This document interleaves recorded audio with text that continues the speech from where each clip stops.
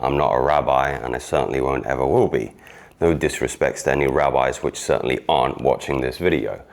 But I'm going to be talking about Kabbalah and the inference that it's inferring the inference that every man is emitting something unseen, largely from the spiritual domain.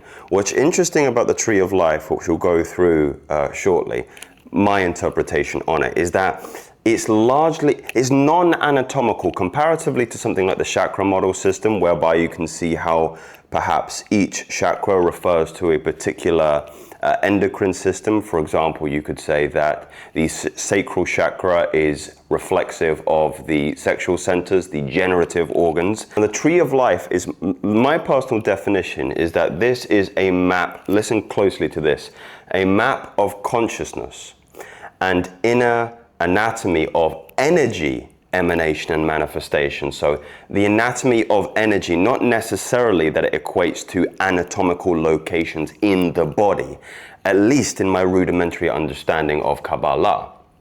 So Kabbalah is so interesting, and I find difficulty with it because it goes contrary to most energy or consciousness map models that I am familiar with, and occultism and esoterica, because they start from the ground up, meaning that if I'm going to use one of my favorite thinkers and philosophers and occultists, Rudolf Steiner, who believed that human beings they aren't necessarily born with souls, but they're born with the capacity to make souls.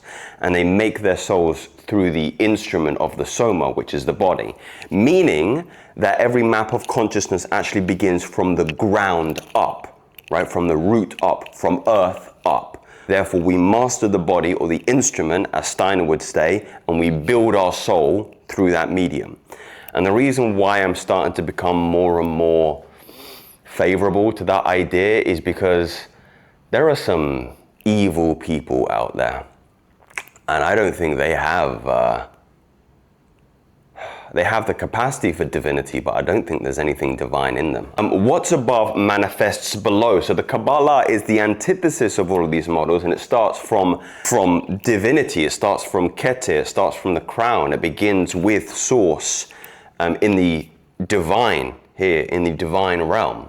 And then we do have some polarity going on from Taoist models, so polarity forces. So the force of the feminine is to receive. It is Hermeticism, Ayurveda, Christian Judeo.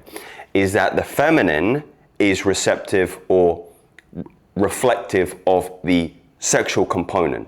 The feminine receive, right? It's receptive.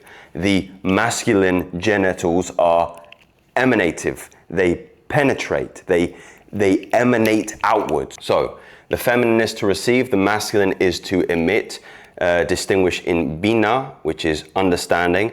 By the way, my pronunciation is not going to be great on this.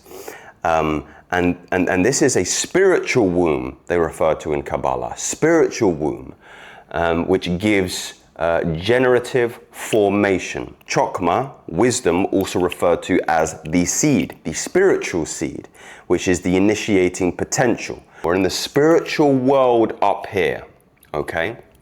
But what is above is supposed to manifest down below into Malkuth, which is the 3D kingdom.